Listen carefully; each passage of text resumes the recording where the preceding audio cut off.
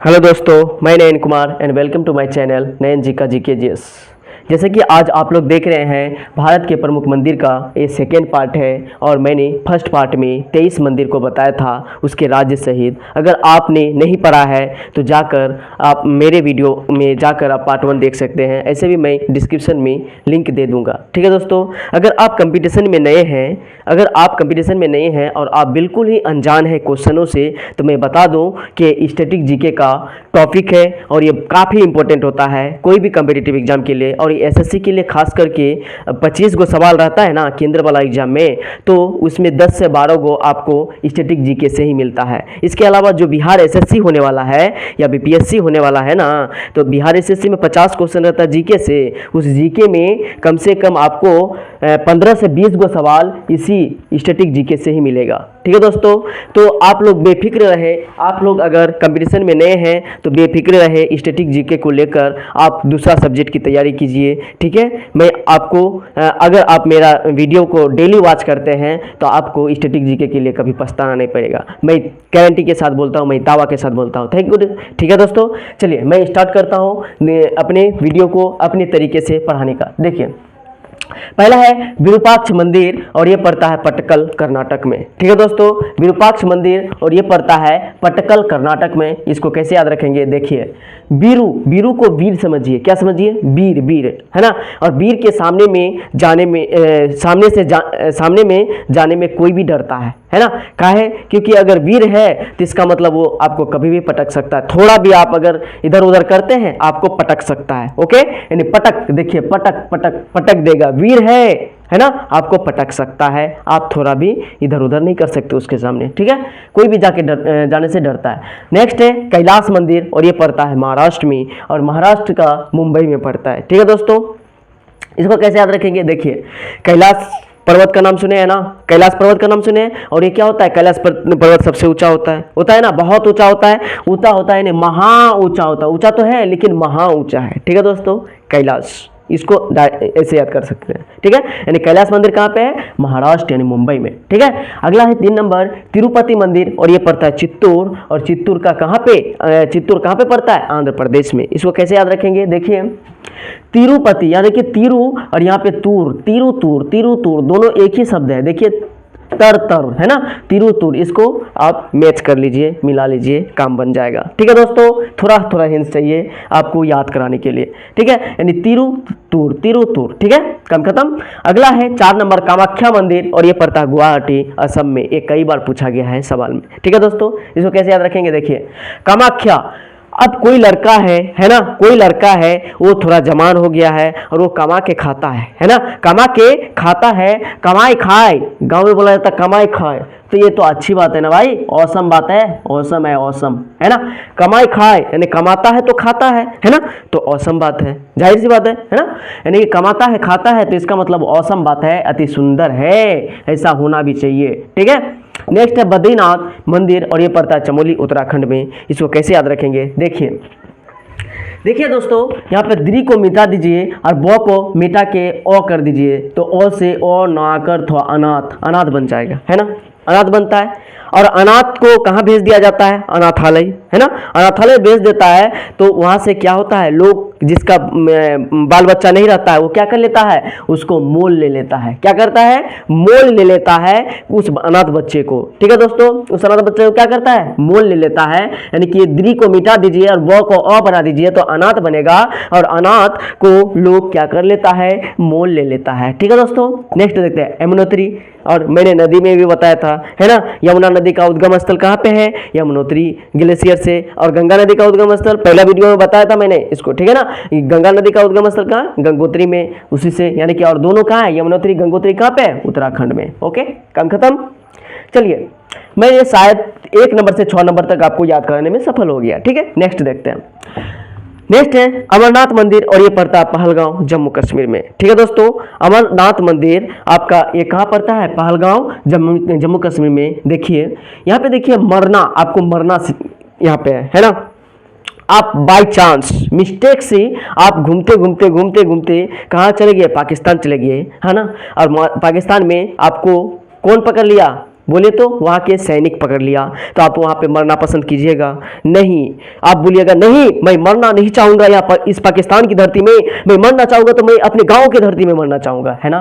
कहाँ पे मरना चाहिएगा? गाँव की धरती में मरना चाहिएगा, आप अपने मम्मी पापा के सामने मरना चाहिएगा, लेकिन आप पाकिस्तान में मरना कभी भी पसंद नहीं करेगा। ठीक है दोस्तों, इससे आप आसानी से याद कर सकते हैं। यानी मरना आप चाहिएगा तो कहाँ पे? गांव के, यानी पहलगांव। पहलगांव कहाँ पड़ता है? तो जम्मू कश्मीर में पड़ता है भाई, है ना।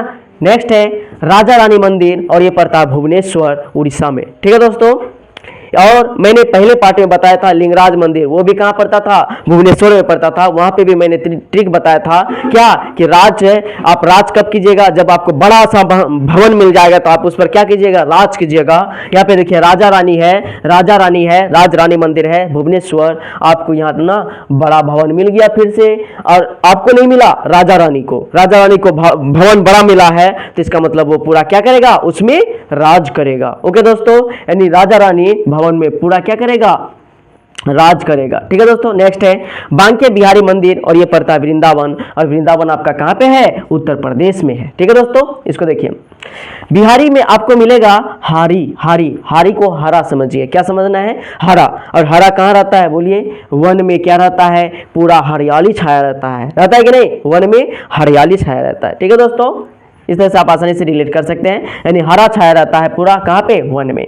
नेक्स्ट है ऐरावतेश्वर मंदिर और ये पड़ता है दारासुरम तमिलनाडु में। अब मैंने पहला पार्ट में ऐसे भी बताया था कि कांचीपुरम हो गया ना, ये सब कहाँ पर होता है? रम रम रम रम वाला जितना भी होता है वो तमिलनाडु में होता है। देखिए रम रम यानी कि ये जगह जो पड़ता है तमिलनाडु में पड़ता है, यहाँ पे रम तमिलनाडु में पड़ता है। यहाँ पे देखिए ऐरावत, ऐरावत मतलब क्या होता है जानते हैं दोस्तों? ऐरावत जो है ना इंद्र भगवान का हाथी का नाम है। हिस्ट्री पढ़िएगा तो आपको पता चलेगा। ठीक है, आप अगर कंपटीशन में कदम रखे हैं नया नया, अगर आप हिस्ट्री नहीं पढ़े हैं, हिस्ट्री पढ़िएगा तब पता चलेगा कि इंद्र भगवान का मतलब हाथी का नाम ऐरावत था। ठीक है, यानी यहाँ पे देखिए ऐरावत, ऐरावत, ऐरावत मिलेगा। ऐरावत का क्या होता है? सूर होता है, यानी हाथी का क्या होता है? एक सूर होता है कि नहीं? चलिए नेक्स्ट देखते हैं, यहाँ पड़ता है शोर मंदिर। शोर मंदिर कहाँ पे है? महाबलीपुरम तमिलनाडु। ये भी तमिलनाडु में पड़ेगा। इसको कैसे याद रखेंगे? देखिए महाबलीपुरम यानी शोर, शोर, शोर को शेर समझिए, है ना। शेर, शेर, शेर समझते हैं ना? शेर क्या होता है? जंगल का राजा होता है। और अगर शेर आपके सामने आ जाएगा तो आपको क्या छोड़ देगा? क्या आपका आरती दिखाएगा? नो, कोई चांस ही नहीं है। आपको क्या कर देगा? इतना बल है उसके पास, महाबल है, महाबल है कि आपको खत्म ही कर देगा। यानी कि शेर आएगा, शेर के पास बहुत ज़्यादा बल होता है, आप उससे नहीं बच सकते हैं। ठीक है दोस्तों, नेक्स्ट है सबरीमाला मंदिर और ये केरल में, ये भी काफ़ी इंपॉर्टेंट है, MBBI है। मैंने भी कई सेटों में इसको पाया है। ठीक है दोस्तों, इसलिए आप लोग ध्यान से देखिएगा। सबरीमाला मंदिर केरल में पड़ता है।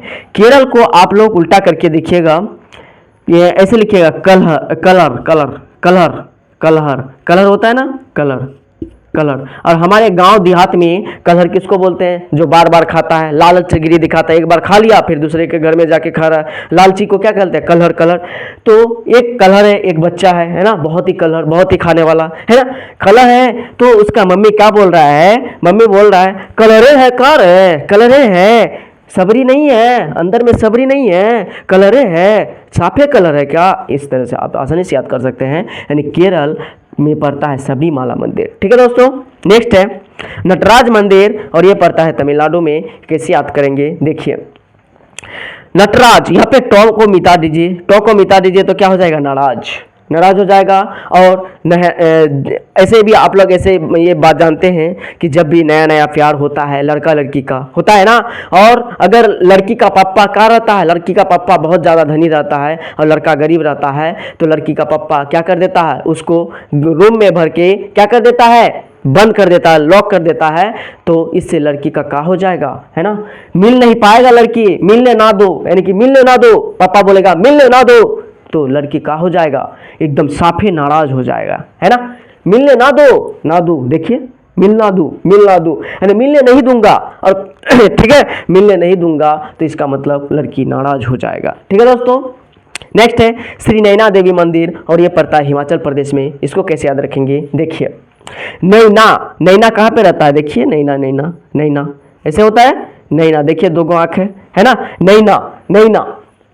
और यहाँ पे देवी, देवी देखिए माँ जो है ना भाई साहब, माँ जो होता है ना, एक तरह का जो है ना देवी का रूप होता है कि नहीं। माँ क्या होता है, देवी का रूप होता है। और ये आपका माँ है, हमारा भी माँ है, ये माँ का आँख है, यानी कि इससे आप आसानी से रिलेट कर सकते हैं। यानी कि माँ जो होता है देवी का रूप होता है। ठीक है दोस्तों, माँ क्या होता है, देवी का रूप होता है। माँ के चरणों में हमेशा गिर कर रहना चाहिए लोगों को। ठीक है दोस्तों, नेक्स्ट है वैद्यनाथ मंदिर। और ये कौन नहीं जानता है, हमारे बिहार यूपी के झारखंड के बच्चे कौन नहीं जानता है, सब कोई जानता है कि वैद्यनाथ मंदिर हम लोग जाते ही हैं, देवघर है ना, गांजा पी के भांग पी के जाते हैं ना, यानी कि क्या बोलता है, कहाँ जाता है, और नाचते कूदते हम लोग कहाँ जाते हैं, वैद्यनाथ मंदिर जाते हैं, देवघर जाते हैं। देवघर कहाँ पे पड़ता है, झारखंड में जाता है ना, है ना। ठीक है, इस तरह से आप आसानी से याद कर सकते हैं। अगला है 16 नंबर है महाकालेश्वर मंदिर, और ये पड़ता है उज्जैन में। इसको कैसे याद रखेंगे, देखिए उज्जैन को आप लॉ बना दीजिए तो उजला बन जाएगा, उजला कर उजला बना दीजिए इसको, उज्जैन है उजला बना दीजिए। और उजला है यहाँ पे काला है, दोनों को रिलेट कीजिए। और उजला और काला हमारे भारत में फेमस होता है ना। यानी कि हमारे भारत में क्या होता है, कई लोग उजला भी होता है, कई लोग काला भी होता है ना। यानी उजला और काला मिला के हमारा भारत बना है। जबकि दूसरा देश को देखिए आप, वहाँ पे ज़्यादातर आपको या तो गोरा दिखाई देगा या तो काला दिखाई देगा। ठीक है दोस्तों, उजला और काला मिलकर हमारा देश बना है। अगला है लोटस मंदिर, और लोटस मंदिर पड़ता है दिल्ली में। इसको कैसे याद रखेंगे, देखिए आपको अगर किसी से प्यार हो जाए, तो आप क्या करते हैं, फूल देते हैं, है ना। फूल, अब आप क्या करते हैं, फूल आपके सामने जो है ना गुलाब नहीं मिल रहा है, तो आप क्या कीजिएगा, लोटस यानी कि कमल का ही फूल उठा के दे दीजिएगा। लोटस मतलब क्या होता है, कमल होता है ना, कमल का ही फूल उठा के दे दीजिएगा और बोलिएगा ये तो हमारा देश का राष्ट्रीय क्या है, फूल है ना, राष्ट्रीय फूल है, इससे तुम स्वीकार नहीं कर सकते क्या, यानी इस तरह से आप बोल दीजिएगा। ठीक है ना, वहाँ पे गुलाब नहीं था। ठीक है, नेक्स्ट है योगिनी मंदिर, और ये पड़ता है खजुराहो मध्य प्रदेश में। इसको कैसे याद रखेंगे, देखिए योगिनी को समझिए, योग है ना, योग करते हैं आप, है ना, योग करते हैं। आप जिम वगैरह जाते हैं तो आपको वहाँ का जो ट्रेनर होता है आपको क्या बोलता है, ज़्यादातर खजूर खाया करो, ताकत बढ़ाओ और फिर आओ, है ना। यानी खजूर खाने की सलाह देता है, क्योंकि खजूर में बहुत ज़्यादा आपको एनर्जी मिलता है। ठीक है दोस्तों, खजूर बहुत ही ज़बरदस्त क्या होता है, फल होता है, उसे खाना चाहिए लोगों को, उससे ज़्यादा एनर्जी मिलता है। योग करते हैं तो आपको खजूर खाने की सलाह देता है। ठीक है दोस्तों, रिलेट कीजिए। अगला है बृहदेश्वर मंदिर, और ये पड़ता है तंजौर तमिलनाडु में। इसको कैसे याद रखेंगे, देखिए, है ना, कैसे याद करेंगे, देखिए यहाँ देखिए बिहा हुआ, बिहा, देखिए बिहा, यहाँ हाकर कर दीजिए तो बिहा हो गया। और बिहा अगर दे देते हैं, बिहा मतलब क्या होता है दोस्तों, बिहा मतलब दो यानी स्त्री पुरुष का मिलन होता है, उन दोनों को अगर मिला दीजिएगा तो जोड़ा बन जाएगा, बनेगा कि नहीं, बिहा कराएंगे तो जोड़ा बनेगा कि नहीं भाई साहब, बन जाएगा। ठीक है, यानी कि बिहा करा दिए, इसका मतलब जोड़ा बन गया। ठीक है, नेक्स्ट है जल मंदिर, और ये पड़ता है पावापुरी बिहार में। ठीक है दोस्तों, पावापुरी बिहार में। इसको कैसे याद रखेंगे, देखिए पावापुरी को आप बना दीजिए पानी पूरी, अब पानी पूरी में क्या दिया जाता है भाई साहब, जल दिया जाता है। इसको आप आसानी से रिलेट कर सकते हैं। ठीक है दोस्तों, यानी जल दिया जाता है पानी में, पानी पूरी में क्या दिया जाता है, जल दिया जाता है, जल से ही तो भरा रहता है पानी पूरी। ठीक है, इस तरह से आप आसानी से रिलेट कर सकते हैं। अगला 21 नंबर देखिए मामा भांजा मंदिर, और ये पड़ता है बारसूर छत्तीसगढ़, है ना। आप लोग ये बात सुने दोस्तों, जब बिजली चमकता है ना, गड़गड़ाहट की आवाज रहता है पूरे आसमान में, तो अब क्या बोलता है, मामा भांजा अगर रहता है तो बड़े बुजुर्ग लोग क्या सलाह देता है कि रे दोनों साथ में मत रहो, मामा भांजा साथ में नहीं रहो, नहीं तो क्या हो जाएगा, बिजली ऊपर में गिर जाएगा, है ना, बिजली ऊपर में गिर जाएगा और क्या हो जाएगा, आपका क्षति हो जाएगा, यानी बस बचोगे कि नहीं बचोगे कोई गारंटी नहीं है। तो इसीलिए मामा भांजा को जब बिजली चमकता है तभी एक जगह रहने की सलाह नहीं दिया जाता है। ठीक है, बड़े बुजुर्ग कहते हैं। ठीक है, यानी क्षति हो जाता है, ये बात है। नेक्स्ट है 22 नंबर सास बहू मंदिर, और यह ग्वालियर मध्य प्रदेश में पड़ता है। सास बहू मंदिर कहाँ पड़ता है, ग्वालियर मध्य प्रदेश में पड़ता है। और इसको कैसे याद रखेंगे, देखिए सास और बहू का झगड़ा देखे हैं गांव में दोस्तों, गांव में ऐसे देखे होंगे, सास और बहू का अगर झगड़ा हुआ ना तो क्या करता है, एक दूसरे को नोचने के चक्कर में रहता है, नोचने यानी कि गवा लेगा, लियर मतलब समझते हैं, चमड़ा लियर को गवाने का चक्कर में रहता है, उसका एकदम खींच के टान ले, ये सास बोलेगा किसका, बहू का, बहू बोलेगा सास का, खींच के टान ले, यानी कि लियर को खींचने का काम करेगा, यानी मध्य में उस दोनों के मध्य में, सास और बहू के मध्य में ग्वालियर यानी कि लियर को खींचने के गंवाने का चांस रहेगा। ठीक है दोस्तों, यानी बहुत ज़्यादा ज़बरदस्त लड़ाई होता है। अगर नहीं देखे हैं तो आप मनाइए, कब देखिएगा। ठीक है दोस्तों, इस तरह से मैंने कोशिश किया है 1 नंबर से लेकर 22 नंबर तक, और पार्ट 1 में 23 गो, टोटल कितना हो गया, 23 और 22 क्या हो गया, 22 दूनी 44, 45 गो हो गया टोटल।